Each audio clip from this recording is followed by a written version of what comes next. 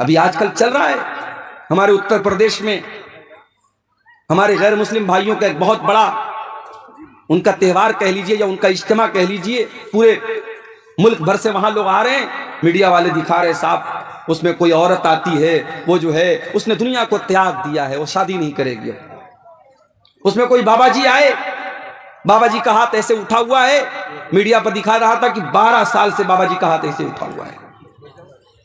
Media والے بڑے خوشی سے بڑے فخر سے بیان کر رہے ہیں بابا جی کا ہاتھ 12 سال سے ایسے اٹھا ہوا ہے۔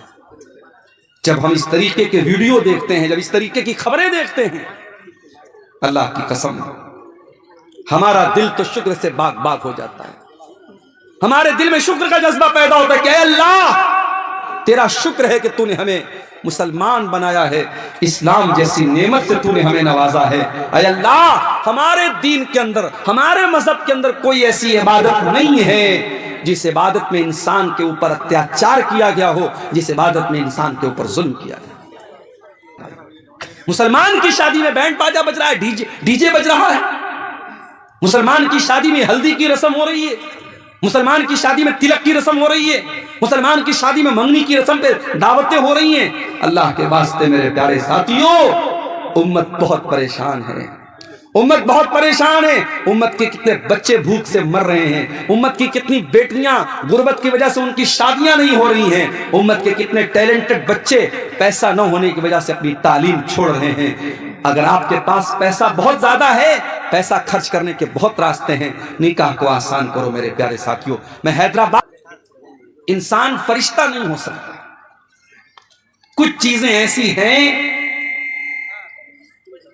جس سے محبت انسان کرتا ہی کرتا ہے۔ انسان، کوئی بھی انسان یہ نہیں کہہ سکتا کہ مجھے اس چیز سے محبت نہیں ہے۔ انہی چیزوں میں سے ایک مال بھی ہے، مال سے انسان بہت محبت کرتا ہے۔ بھئی آپ غور کیجئے، ایک محنت مزدوری کرنے والا انسان صبح سے لے کر شام تک محنت کرتا ہے اور بڑی مشکل سے اپنے بال بچوں کا پیٹ بھرنے کے لیے چند پیسے وہ حاصل کرتا ہے۔ ظاہر ہے کہ اس مال سے اس کو محبت تو ہے، لیکن ایسا نہیں ہے کہ صرف وہ غریب آدمی، وہ مزدور آدمی مال سے محبت کر رہا ہے۔ جو 500 روپیہ روز کما رہا ہے وہ بھی مال سے محبت کر رہا ہے، جو 5 لاکھ روپیہ روز کما رہا ہے اس کو بھی مال سے محبت ہے۔ اور یہ بات ہمارا رب قرآن میں بھی کہتا ہے۔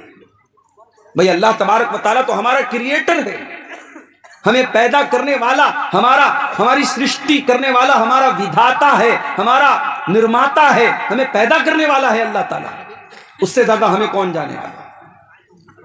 اللہ قرآن میں کہتا ہے وَتُحِبُّونَ الْمَالَ حُبًّا جَمًّا، میرے بندو تم مال سے بہت زیادہ محبت کرتے ہو۔ قرآن کے 30ویں پارے میں ایک سورت ہے، سورۃ العادیات، ہم میں سے بہت سارے لوگوں کو یاد بھی ہوگی۔ اس سورت کریمہ میں اللہ تعالی گھوڑے کی قسم کھاتا ہے والعادیات ضبحا فالموریات قدحا فالمغیرات صبحا فأثرن به نقعا فوسطن به جمعا۔ اللہ تعالیٰ گھوڑے کی قسم کھاتا ہے اور گھوڑے کی 5 وشیشتائیں بتاتا ہے، 5 خوبیاں بتاتا ہے گھوڑے۔ والعادیات ضبحا، قسم ہے ان گھوڑوں کی جو دوڑتے دوڑتے ہانپنے لگتے ہیں۔ والعادیات ضبحا فالمغیرات صبحا، والعادیات ضبحا، قسم ہے ان گھوڑوں کی جو دوڑتے دوڑتے ہانپنے لگتے ہیں۔ فالموریات قدحا، اور جب وہ دوڑتے ہیں تو ان کے ٹاپوں سے چنگاریاں نکلنے لگتی ہیں۔ فالمغیرات صبحا، پھر وہ صبح صبح دشمن کی فوج کے اوپر حملہ کرتے ہیں۔ فأثرن به نقعا، اور جب وہ دشمن کے اوپر حملہ کرتے ہیں تو ان کے دوڑنے کی وجہ سے دھول اڑتی ہے، گرد و غبار اڑتا ہے۔ فوسطن به جمعا، اور وہ دشمن کی صف میں بیچوں بیچ جا کر کے حملہ کرتے ہیں۔ اللہ تعالیٰ گھوڑے کی قسم کھا رہا ہے، اور آپ جانتے کہ گھوڑا جو ہے بڑا وفادار جانور ہوتا ہے۔ گھوڑے کے بارے میں مشہور ہے کہ گھوڑا مر جائے گا مگر اپنے مالک کو اپنی پیٹھ سے اتارے گا نہیں۔ بے وفائی نہیں کرتا ہے گھوڑا، آخر دم تک مر جائے گا، جان دے دے گا، اپنے مالک کو اپنی پیٹھ سے گرائے گا نہیں۔ اللہ تبارک و تعالیٰ گھوڑے کی قسم کھا کر کے کہتا ہے ان الانسان لربہ لکنود۔ کیا بھائی مائک والے کیا چاہ رہے ہو بھائی؟ ان الانسان لربہ لکنود، بے شک انسان اپنے رب کا بہت بڑا ناشکرا ہے۔ گھوڑا اپنے مالک کا تھوڑا سا چارہ کھاتا ہے تو وفاداری کرتا ہے، کبھی غداری نہیں کرتا ہے۔ انسان 24 گھنٹہ اپنے رب کی دی ہوئی آکسیجن میں سانس لیتا ہے، اپنے رب کی دھرتی پر سوتا ہے، اپنے رب کے آسمان کے نیچے زندگی گزارتا ہے، اپنے رب کا دیا ہوا اناج کھاتا ہے، اپنے رب کا اتارا ہوا پانی پیتا ہے، اور پھر بھی اپنے رب کی ناشکری کرتا ہے۔ ان الانسان لربہ لکنود، انسان اپنے رب کا بہت بڑا ناشکرا ہے۔ وَإِنَّهُ لِحُبِّ الْخَيْرِ لَشَدِيدٌ، اور یہ انسان مال سے بہت زیادہ محبت کرتا ہے، مال سے پریم کرتا ہے، مال کی بہت زیادہ اس کے دل میں محبت ہے، قرآن کہہ رہا ہے۔ اور جب انسان کہہ دیا اللہ نے تو اس میں عالم بھی آ گیا، جاہل بھی آ گیا، برا بھی آ گیا، نیک بھی آ گیا، سب آ گئے، ہر انسان کے دل میں مال سے محبت ہے۔ اور آگے بڑھیے، قرآن کا تیسرا پارہ اٹھائیے، سورہ آل عمران کی آیت نمبر 14 میں اللہ فرماتا ہے زُيِّنَ لِلنَّاسِ حُبُّ الشَّهَوَاتِ مِنَ النِّسَاءِ وَالْبَنِينَ وَالْقَنَاطِيرِ الْمُقَنطَرَةِ مِنَ الذَّهَبِ وَالْفِضَّةِ وَالْخَيْلِ الْمُسَوَّمَةِ وَالْأَنْعَامِ وَالْحَرْثِ۔ اللہ کہہ رہا ہے انسان کے دل میں 6 چیزوں کی محبت ہم نے ڈال دی ہے، 6 چیزوں سے انسان ہر حال میں محبت کرتا ہی کرتا ہے۔ کون سی 6 چیزیں ہیں؟ من النساء، مردوں کے دل میں عورت کی محبت ڈال دی گئی، عورت کی ضرورت ہے ان کو۔ انسان اگر ہے، مرد ہے، وہ مرد کے اندر اگر مردانگی باقی ہے تو اسے عورت کی ضرورت ہے۔ اگر کسی کو عورت کی ضرورت نہیں ہے تو پھر وہ مرد نہیں ہے۔ اسی لیے ہماری شریعت میں نکاح رکھا گیا۔ ہماری شریعت میں ایسا کوئی سسٹم نہیں ہے کہ آپ لڑکی ہے تو شادی مت کیجئے، لڑکا ہے تو شادی مت کیجئے، آپ زندگی بھر کنوارے رہیے، نہیں، یہ اسلام کا سسٹم نہیں ہے۔ ابھی آج کل چل رہا ہے ہمارے اتر پردیش میں، ہمارے غیر مسلم بھائیوں کا ایک بہت بڑا ان کا تہوار کہہ لیجئے یا ان کا اجتماع کہہ لیجئے، پورے ملک بھر سے وہاں لوگ آ رہے ہیں، میڈیا والے دکھا رہے صاحب اس میں کوئی عورت آتی ہے، وہ جو ہے اس نے دنیا کو تیاگ دیا ہے، وہ شادی نہیں کرے گی۔ اس میں کوئی بابا جی آئے، بابا جی کا ہاتھ ایسے اٹھا ہوا ہے، میڈیا پر دکھا رہا تھا کہ 12 سال سے بابا جی کا ہاتھ ایسے اٹھا ہوا ہے۔ میڈیا والے بڑے خوشی سے، بڑے فخر سے بیان کر رہے ہیں بابا جی کا ہاتھ 12 سال سے ایسے اٹھا ہوا ہے۔ جب ہم اس طریقے کے ویڈیو دیکھتے ہیں، جب اس طریقے کی خبریں دیکھتے ہیں، اللہ کی قسم ہمارا دل تو شکر سے باغ باغ ہو جاتا ہے۔ ہمارے دل میں شکر کا جذبہ پیدا ہوتا ہے کہ اے اللہ تیرا شکر ہے کہ تو نے ہمیں مسلمان بنایا ہے، اسلام جیسی نعمت سے تو نے ہمیں نوازا ہے۔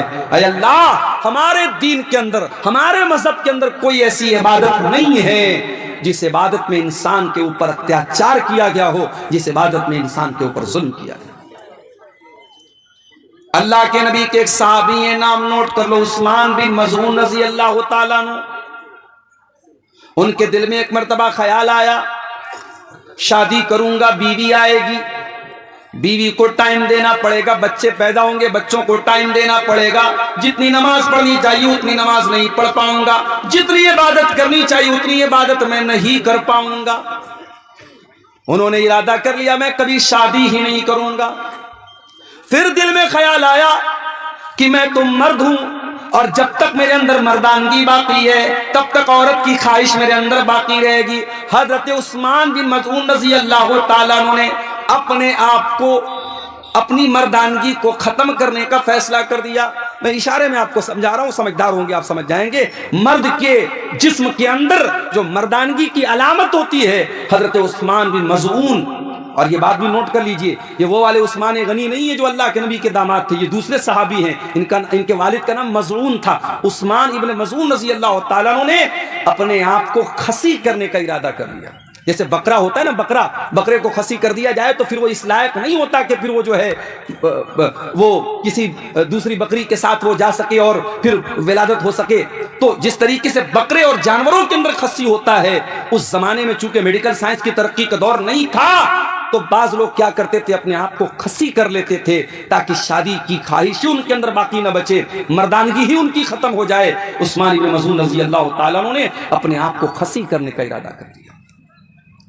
جب اللہ کے نبی کو پتا چلا، آپ نے ان کو بلوایا، آپ نے کہا اے عثمان انی لم امر بالرہبانیہ، اے عثمان بن مظعون میں مجھے رہبانیت کا حکم نہیں دیا گیا ہے۔ اے عثمان، جس دین کو میں لے کر کے آیا ہوں میرے دین کے اندر رہبانیت نہیں ہے۔ بال بچوں کو چھوڑ کر کے، دنیا کو چھوڑ کر کے کٹیا میں چلا جائے، کوئی پہاڑ پہ چلا جائے، یہ میرے دین کا کانسیپٹ نہیں ہے۔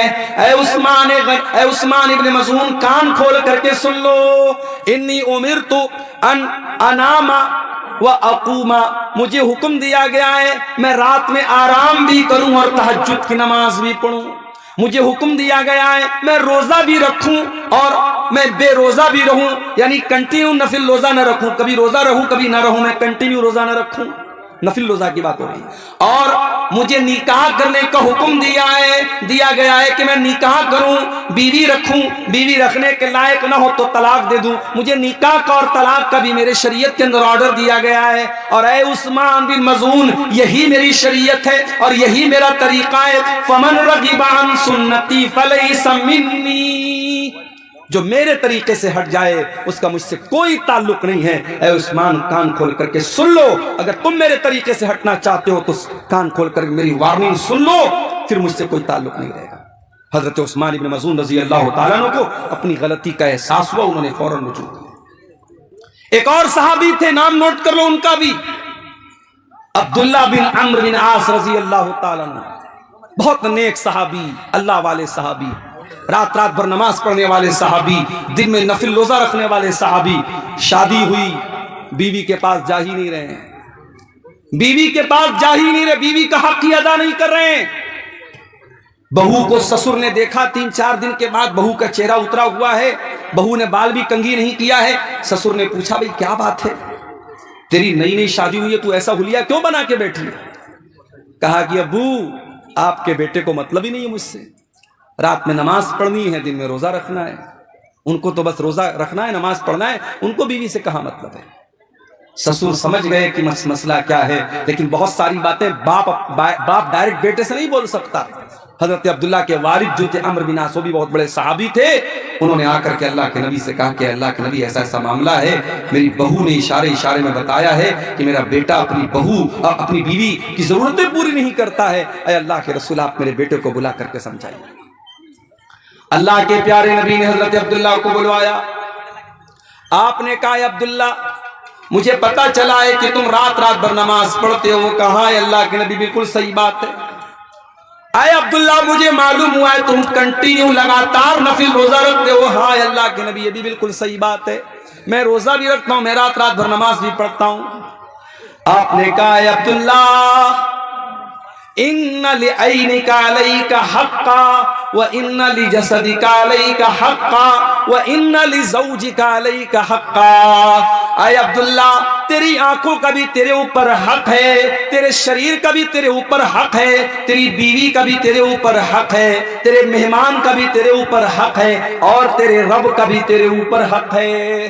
اے عبداللہ سب کا حق ادا کرو، رات میں نماز بھی پڑھو اور آرام بھی کرو، بیوی کا حق بھی ادا کرو، دن میں کبھی روزہ رکھو کبھی مت رکھو، کنٹینیو لگاتار نفل روزہ نہ رکھو۔ اے عبداللہ یہ میرا طریقہ، اس کو فالو کرو۔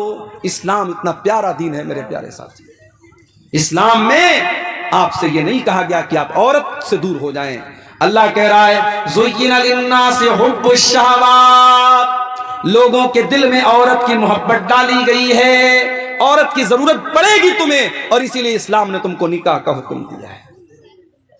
اور میں ایک بات محسوس کرتا ہوں اپنے سماج میں تو بنارس میں رہتا ہوں، آپ کیا کا ماحول اتنا میں بہت زیادہ نہیں جانتا، मैं अपने यहाँ में देखता हूं कि लड़कियों की शादी जो होती है 18 साल में, 19 साल में, 20 साल में आमतौर से हो जाती है लड़कियों की शादी, लेकिन लड़कों की शादी 25 साल के पहले लोग नहीं करते आमतौर से, जबकि लड़का शादी के काबिल 20 साल में हो चुका है, अब 25 साल और 30 साल का होने के बाद आप उसकी शादी कर रहे हैं। मेरे प्यारे साथियों, इंसान को भूख आज लगी हो और खाना आप उसको 10 दिन के बाद खिलाएंगे तो बेचारा भूखा मर जाएगा। हम लोग आ रहे थे, हमारे ड्राइवर साहब भी साथ में आ रहे थे, मैं बनारस से दोपहर में कुछ खास मैंने खाया भी नहीं था, भूख लगी थी और फिर ये भी मसला था, पहुंचना भी था आपके यहाँ, जल्दी भी थी, तो मैंने रास्ते में ऑनलाइन एक जगह होटल वाले को ऑर्डर दिया बेगूसराय में, वहां खाने की चीज जब पेट में कुछ गई तब जाकर के इंसान को सुकून मिलता है। ये हमारी फितरत और आदत है मेरे प्यारे साथी। एक लड़का 20 साल की उम्र में जवान हो रहा है और बाप उसकी शादी 30 साल की 32 साल की उम्र में कर रहा है, और वजह क्या है? वजह भी कोई खास नहीं है, वजह भी कोई खास नहीं है। बिला वजह की पाबंदियां लगा करके, अच्छे रिश्तों को ठुकरा करके शादी में ताखीर की जा रही है। कान खोल करके सुन लो मेरे प्यारे साथियों, अपने समाज को अगर पाक करना है, ज़िनाकारी से दूर करना है, गंदगी से दूर करना है, अपने लड़के लड़कियों की सही टाइम पर शादी करो, सही टाइम पर शादी करो। उनको जरूरत है निकाह की। ये दौर सहाबा का दौर नहीं है, मैं बार बार कहता हूं, ये फितरों का दौर है। हर हाथ में मोबाइल है, हर मोबाइल पर 5G इंटरनेट चल रहा है, गंदगी का पूरा सैलाब आपकी नौजवान नस्ल के पास मौजूद है। आप किस दुनिया में जिंदगी गुजार रहे हैं? अपने लड़के और लड़कियों की शादी को आसान करो मेरे साथ। और शादी की बात आई है तो कान खोल करके एक बात और सुनिए। आपके इसी इलाके के कुछ लोगों ने मुझे बताया, मौलाना जरा इस पर भी आप बोलिएगा, हमारे यहां शादियों में डीजे बजता है, मुसलमान की शादी में डीजे बज रहा है, नाच गाना हो रहा है। ये शर्म की बात है मेरे प्यारे साथी, और ये उस पब्लिक और उस आवाम के लिए भी शर्म की बात है। और जिस निकाह में डीजे बज रहा है, उस निकाह में निकाह पढ़ाने वाले मौलवी के लिए भी शर्म की बात है। हमारे बनारस में भी एक दौर था जब शादियों में बैंड बाजा बजता था, लेकिन उलमा ने मिल करके आपस में तय किया कि जहां शादी में बैंड बाजा बजेगा हम निकाह नहीं पढ़ाएंगे, हम शामिल नहीं होंगे। सारे उलमा जब मुत्तहिद हो गए, कौम की इतनी हिम्मत नहीं थी सारे उलमा से पंगा ले सके, आखिर हालात बदले और आज बनारस में आप चले जाइए, ठीक है और बुराइयां आपको मिलेंगी, मगर शादी के पर कहीं भी आपको मुसलमान की शादी में कहीं बैंड बाजा और डीजे वगैरह नहीं मिलेगा। अजीब व गरीब बात है मेरे भाई, मुसलमान की शादी में बैंड बाजा बज रहा है, डीजे बज रहा है। मुसलमान की शादी में हल्दी की रस्म हो रही है, मुसलमान की शादी में तिलक की रस्म हो रही है, मुसलमान की शादी में मंगनी की रस्म पे दावतें हो रही हैं। अल्लाह के वास्ते मेरे प्यारे साथियों, उम्मत बहुत परेशान है, उम्मत बहुत परेशान है। उम्मत के कितने बच्चे भूख से मर रहे हैं, उम्मत की कितनी बेटियां गुर्बत की वजह से उनकी शादियां नहीं हो रही हैं, उम्मत के कितने टैलेंटेड बच्चे पैसा न होने की वजह से अपनी तालीम छोड़ रहे हैं। अगर आपके पास पैसा बहुत ज्यादा है, पैसा खर्च करने के बहुत रास्ते हैं, निकाह को आसान करो मेरे प्यारे साथियों। मैं हैदराबाद